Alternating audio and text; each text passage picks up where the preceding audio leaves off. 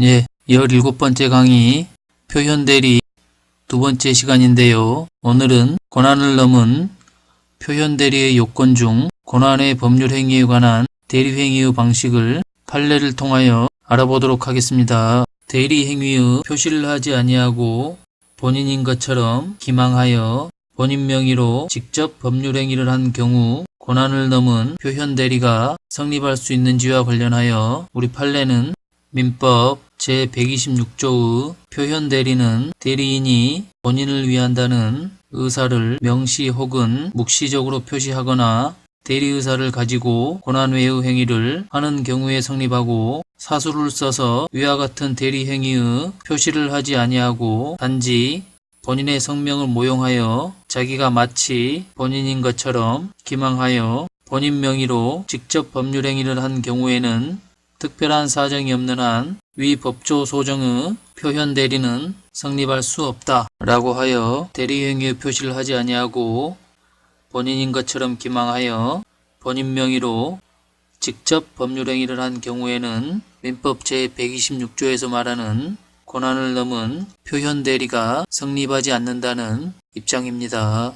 다음 판례에 종중이 있고 위 종중으로부터 임야의 매각과 관련한 고난을 부여받은 갑이 있는 경우 이러한 갑이 을에게 임야의 일부를 실질적으로 자기가 매수하여 그 처분 권한이 있다고 하면서 을로부터 금원을 차용하고 그 담보를 위하여 위 임야에 대하여 양도담보 계약을 체결한 경우 이러한 갑의 양도담보 계약 체결 행위에 권한을 넘은 표현대리에 관한 126조가 적용될 수 있는지와 관련하여 우리 판례는 이러한 행위는 종중을 위한 대리행위가 아니어서 그 효력이 종중에게 미치지 아니하고 민법 제126조의 표현대리의 법리가 적용될 수도 없다 라고 하여 종중으로부터 임야의 매각에 관한 권한만을 부여받은 갑이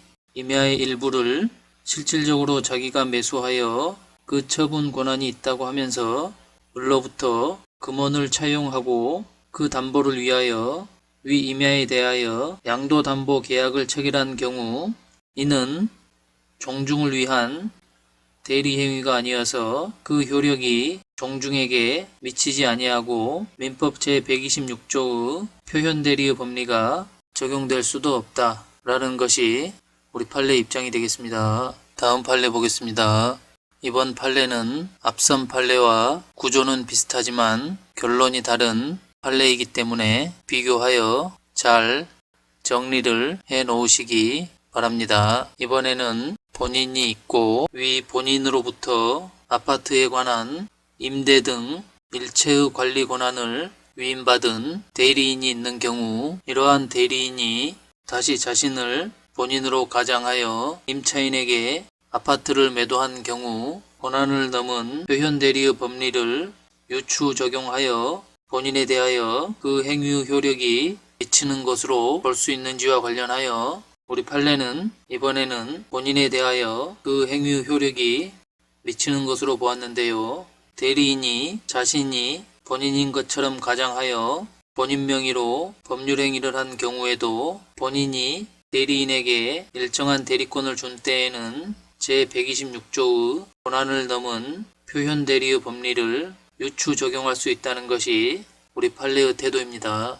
이번 판례를 요약을 해보면 아파트에 관한 임대 등 일체의 관리 권한을 위임받은 것을 대리인에게 일정한 대리권을 준 때에 해당한다고 보아 126조의 권한을 넘은 표현대리의 법리를 유추 적용할 수 있기 때문에 대리인이 자신을 본인으로 가장하여 임차인에게 아파트를 매도한 경우에도 권한을 넘은 표현대리의 법리를 유추 적용하여 본인에 대하여 그 행위의 효력이 미친다는 것이 우리 판례의 입장이 되겠습니다. 다음은 권한을 넘은 표현대리의 두 번째 요건인 제3자가 그 권한이 있다고 믿을 만한 정당한 이유가 있을 것에 대하여 알아보도록 하겠습니다. 제3자가 그 권한이 있다고 믿을 만한 정당한 이유가 있을 것을 요하는데, 여기에서 제3자란 대리 행위의 직접 상대방을 말하고 그로부터 전득한 자는 제3자에 해당하지 않는다 라는 것이 우리 판례의 입장이 되겠고, 위에서 말하는 정당한 이유의 판정 시기와 관련하여 우리 판례는 그 판정 시기는 대리행위 당시이고 그 후의 사정이 고려되어서는 안 된다는 입장입니다. 고난을 넘은 표현 대리의 요건을 살펴봤고, 다음으로 그 적용 범위를 알아보면 제126조가 임의 대리 외에 법정 대리에도 적용되는지에 관하여 통설 및 판례는 제126조는 거래의 안전을 도모하여 거래 상대방의 이익을 보호하려는데 그 취지가 있으므로 법정 대리에도 그 적용이 있다 라는 것이 우리 판례의 입장이 되겠습니다. 표현 대리의 세 가지 유형 중 대리권 수요의 표시에 의한 표현 대리와 권한을 넘은 표현 대리까지 보았고, 이번에는 대리권 소멸 후 표현 대리를 보도록 하겠습니다. 민법 제129조는 대리권의 소멸은 선의의 제3자에게 대항하지 못한다. 그러나 제3자가 과실로 인하여 그 사실을 알지 못한 때에는 그러하지 아니하다 라고 규정을 하고 있는데요. 본 조문에 있어서 키포인트는 대리권의 소멸이 되겠죠. 대리권의 소멸이라는 것은 대리인이 이전에 대리권을 가졌다는 것이고 현재는 대리권이 소멸되어 대리권을 갖지 않는다는 것인데, 이때에도 대리권 존속에 외관이 존재하는 경우가 본조 129조에서 말하는 대리권 소멸 후에 표현 대리에 관한 문제가 되겠습니다. 그렇다면 이러한 대리권 소멸 후 표현 대리의 요건에 대해서 알아보면, 그 요건은 첫 번째로 존재하였던 대리권이 소멸하였을 것을 요하며, 두 번째로는 소멸된 대리권의 범위 내에서 한 행위일 것을 요하며, 세 번째로는 상대방은 선의 무과실일 것을 그 요건으로 한다고 할 수 있겠습니다. 대리권 소멸 후에 표현 대리와 관련된 판례를 살펴보면, 미성년자의 친권자가 성년이 된 후에 미성년자 소유의 부동산을 처분한 사안에서 제129조가 적용되는지와 관련하여 우리 판례는 대리권 소멸 후에 표현 대리에 관한 민법 제129조는 임의 대리권이 소멸한 경우만이 아니라 법정 대리인의 대리권 소멸에 관하여도 그 적용이 있다고 하여 제129조는 임의 대리뿐만 아니라 법정 대리에도 그 적용이 있다는 것이 우리 판례의 입장이 되겠습니다. 아직까지 표현 대리의 세 가지 유형에 대해서 알아보았는데요. 이번에는 표현 대리의 효과에 대해서 살펴보도록 하겠습니다. 표현 대리의 효과와 관련된 우리 판례의 입장을 알아보면, 표현 대리가 성립하는 경우에 본인은 표현 대리 행위에 의하여 전적인 책임을 져야 하고, 상대방에게 과실이 있다고 하더라도 과실상계의 법리를 유추 적용하여 본인의 책임을 경감할 수는 없다 라고 판시하였는데요. 이것은 과실상계는 본래 채무 불이행 내지 불법 행위로 인한 손해배상 책임에 대해 인정되는 것이고, 채무 내용에 따른 본래의 급부 이행을 구하는 경우에 적용될 것이 아니기 때문입니다. 무권 대리는 표현 대리와 협의의 무권 대리가 있다고 하였죠. 아직까지는 이러한 무권 대리 중 표현 대리에 대하여 알아보았고, 이제부터는 협의의 무권 대리에 대하여 공부해 보도록 하겠습니다. 협의의 무권 대리란 무권 대리인이 대리권 없이 대리 행위를 한 경우에 표현 대리가 성립하지 않은 경우를 말하는데요. 협의의 무권 대리에는 계약의 무권 대리와 단독 행위의 무권 대리로 나눌 수가 있는데, 먼저 계약의 무권 대리부터 알아보도록 하겠습니다. 민법 제130조는 대리권 없는 자가 타인의 대리인으로 한 계약은 본인이 이를 추인하지 아니하면 본인에 대하여 효력이 없다 라고 규정을 하고 있는데요. 여기서 추인하지 아니하면 효력이 없다. 이것을 바꿔 말하면 추인을 하면 본인에 대하여 효력이 생긴다 라고 할 수 있겠죠. 그렇기 때문에 본조는 무권 대리를 확정적으로 무효로 하지 않고 본인이 추인 또는 추인 거절을 하는 것에 따라 본인에 대한 효력 유무를 결정하게 되는데요. 이것을 유동적 무효라고 부를 수가 있겠죠. 또한 여기에서 말하는 추인이란 무권 대리가 있음을 알고 그 행위의 효과를 자기에게 직접 발생케 하는 것을 목적으로 하는 단독 행위로서 그 성질은 형성권에 속한다고 할 수 있겠습니다. 민법 제132조는 추인 또는 거절의 의사표시는 상대방에 대하여 하지 아니하면 그 상대방에 대항하지 못한다. 그러나 그 상대방이 그 사실을 안 때에는 그러하지 아니하다 라고 규정을 하고 있는데요.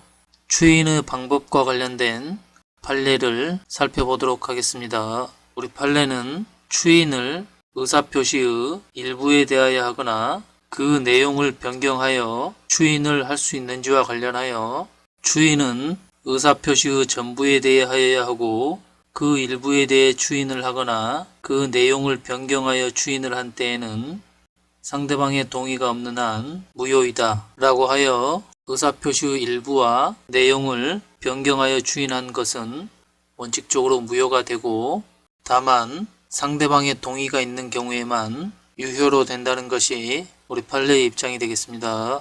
다음 판례. 그렇다면 추인은 누구에 대해서 하여야 하는가와 관련하여 본인이 있고 무권 대리인과 그 상대방이 있는 경우 본인은 무권 대리인이든 그와 계약을 한 상대방이든 누구에 대하여도 추인을 할 수 있으며 여기에서 상대방은 무권 대리 행위의 직접 상대방뿐만 아니라 무권 대리 행위로 인한 권리, 법률 관계의 승계인도 포함한다는 것이 우리 판례의 입장이 되겠습니다.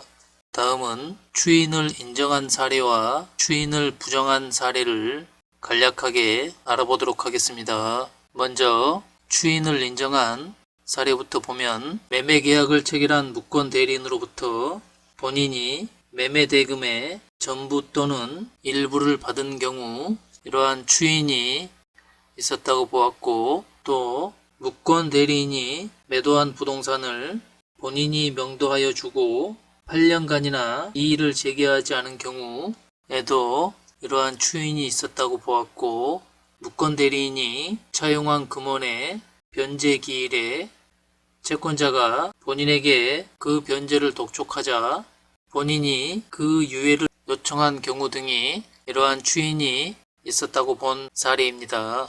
그렇다면 반대로 이번에는 추인을 부정한 경우를 알아보도록 하겠습니다. 무권 대리 행위가 범죄가 되는 경우에 대하여 그 사실을 알고도 장기간 형사 고소를 하지 아니한 것만으로는 묵시적인 추인이 있었다고 할 수는 없다 라는 것이 우리 판례 입장이고 다음 판례 위조된 여러 약속 어음 중 일부에 대해서만 이의를 제기하고 고소를 한 경우 나머지 어음에 대하여는 추인을 부정한다는 것이 우리 판례 입장이 되겠습니다.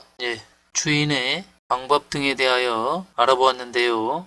이번에는 추인의 효과에 대해서 알아보도록 하겠습니다. 민법 제133조는 추인은 다른 의사표시가 없는 때에는 계약 시에 소급하여 그 효력이 생긴다. 그러나 제3자의 권리를 해하지 못한다 라고 규정을 하고 있는데요. 여기서 계약 시에 소급하여 그 효력이 생긴다고 했는데 즉 추인한 때에 그 효력이 생기는 게 아니라 무권 대리인이 체결한 계약 당시로 소급하여 처음부터 계약이 유효한 것으로 다루어지는 것입니다.